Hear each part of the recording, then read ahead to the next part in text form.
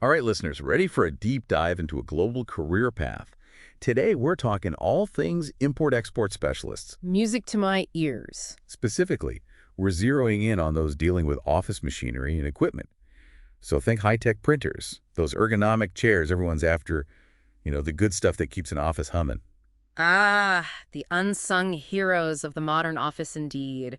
We're going to pull back the curtain on how those everyday essentials journey from the factory floor to your desk, and believe me, it's way more exciting than it sounds. Definitely more to it than meets the eye, I bet. Ah, And to navigate this global maze, we're tapping into insights from RoleCatcher. And let me tell you, this is not your average career guide. Not even close. They've got this whole platform built to help you actually land a job in this field. From wannabe to import-export whiz.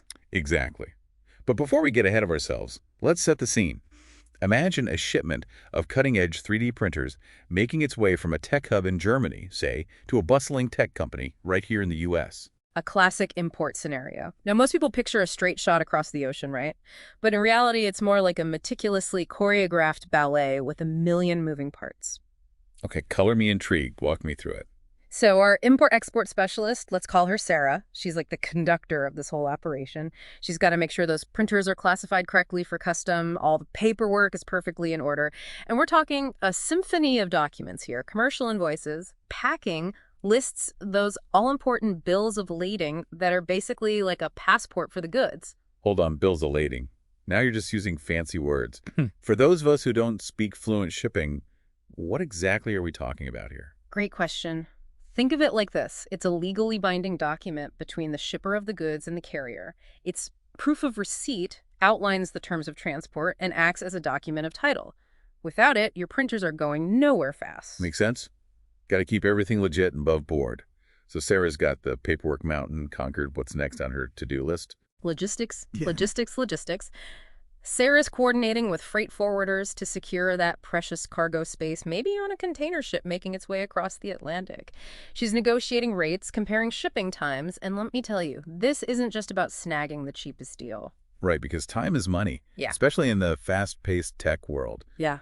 Got to get those gadgets to market. Exactly. Those 3D printers are in high demand, so Sarah might even have to factor in things like expedited air freight for certain components to speed things up or navigate those ever-changing customs clearance procedures in different countries. You know what? I take it back.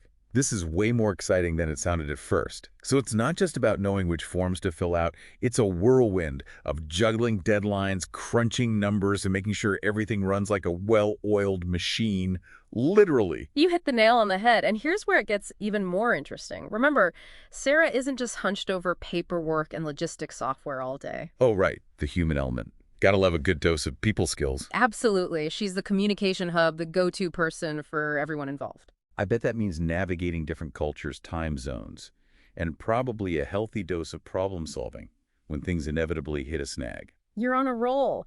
And this is where a resource like RoleCatcher really shines, highlighting those essential skills that often get buried beneath those generic resume bullet points. Okay, spill the beans.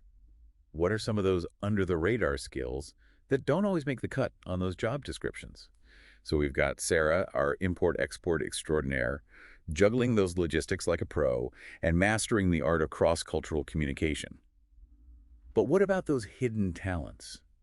Those skills that might not scream import-export, but are totally crucial. Well, RoleCatcher really hits the nail on the head when they talk about active listening being key in this role. It's not just about rattling off regulations and deadlines. Right, got to be more than a broken record. Exactly. Sarah needs to really tune in to what everyone's saying, what they need, what they're worried about. So it's about really understanding, not just hearing.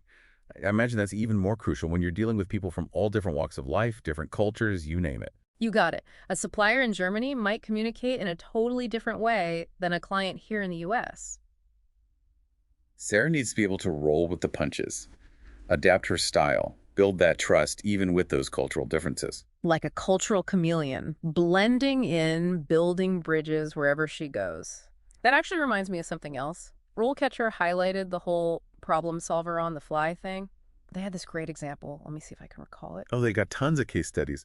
Was it the one about the shipment of office chairs stuck in customs because of a paperwork mishap? Yes. That's the one. It was a whole container of those fancy ergonomic chairs, the ones everyone's after, held up because of some missing form. Ah, the infamous certificate of origin. Happens more often than you'd think. Right. So in the case study, our import-export hero had to think fast tap into their network. Exactly. They had to pull out all the stops, contact the supplier, get that document whizzing through the digital tubes, work their magic with customs to clear that shipment. Talk about a pressure cooker. I can see why this line of work isn't for the faint of heart. It's demanding, fast-paced. You got to be on your A game 24/7. But it sounds like it can be super rewarding too, knowing you're a vital part of how the world does business. You said it. And RoleCatcher really captures that feeling of accomplishment that this Yeah. job can bring. You're not just shuffling papers. You're a problem solver, a strategist, a cultural bridge builder, all rolled into one. Love it. Now let's shift gears a bit and talk career trajectory. We've explored the day-to-day, but where can this path lead? What kind of upward movement are we looking at for an import-export specialist? Well, one path is pretty straightforward, climbing that ladder within a company. As Sarah gains experience and hones those skills, she could move into a senior specialist role, handling bigger clients or maybe overseeing those super complicated shipments. She might even end up leading a whole team of specialists, calling the shots on import-export strategies for the whole company. So from coordinating shipments to basically shaping the company's global trade strategy, that's pretty impressive. It is. And of course, with more responsibility comes a fatter paycheck. But here's the thing. Career paths aren't always a straight shot upwards. Some import-export specialists, they find their niche. They become the go-to gurus for certain regions or specific types of products. Now you've got me curious. Tell me more about this whole specialization thing. What are some areas where an import-export specialist might decide to really focus their energy? The sky's the limit, really. Let's say someone's got a passion for a certain part of the world, Latin America, for instance. They could become fluent in the rules, the customs, the whole cultural dance of trade in that region. So they're not just a trade expert, they're a regional specialist too. That's got to be valuable. You bet. They might be the only one who can navigate the ins and outs of importing coffee beans or textiles from that area. And then there's product specialization. Imagine knowing everything there is to know about medical equipment, for example. You understand the regulations, the sensitivity of the products, the specific ways to ship them. You'd be indispensable to companies in that field. The ultimate go-to expert. I bet that kind of specialized knowledge translates into some serious earning potential too. Absolutely. And of course, we can't forget about the entrepreneurial route.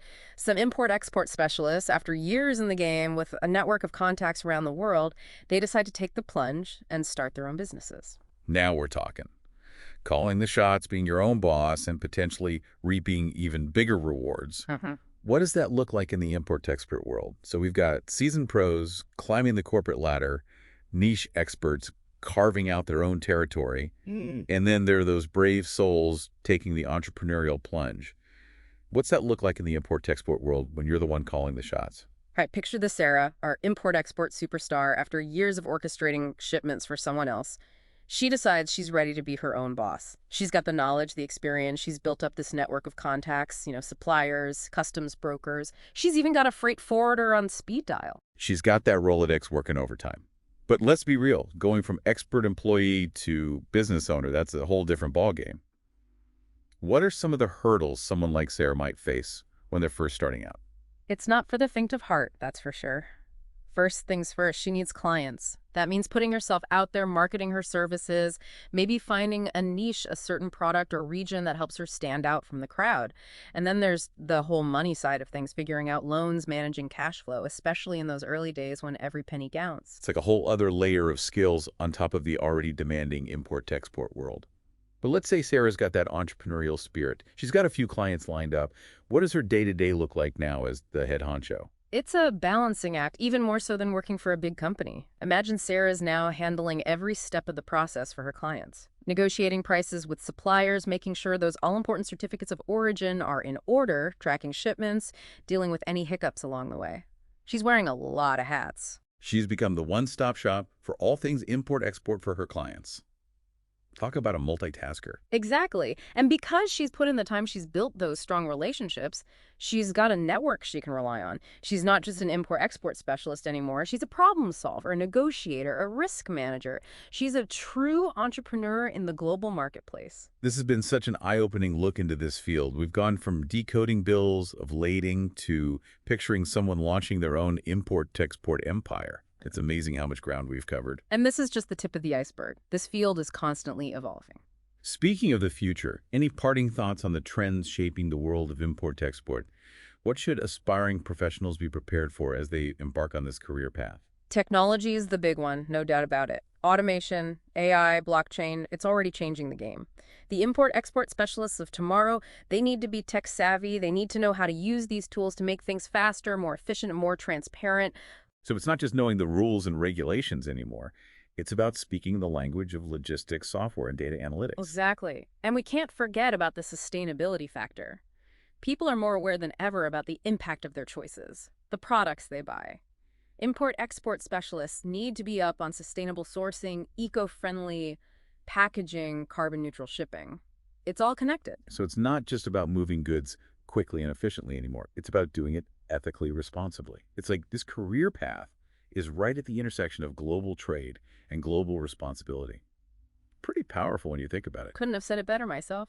It's a really exciting time to be in this field. Full of challenges for sure, but also incredible opportunities. And for those ready to take on those challenges, resources like RoleCatcher can be game changers. They provide the knowledge, the tools, the connections to really make it in this ever-changing landscape. For sure. They've got everything from in-depth career guides and skills assessments to AI-powered resume builders, even interview practice tools. It's like having a career coach in your back pocket. And there you have it, folks. A deep dive into the world of import-export specialists. We've covered it all from the day-to-day grind to those exciting possibilities that lie ahead. So what are you waiting for? Go get 'em. The world of import-export awaits. This episode of The Deep Dive was brought to you by the thrill of a perfectly executed shipment and those unsung heroes who make it happen. Catch you next time for another deep dive into a fascinating career path. Until then, happy shipping.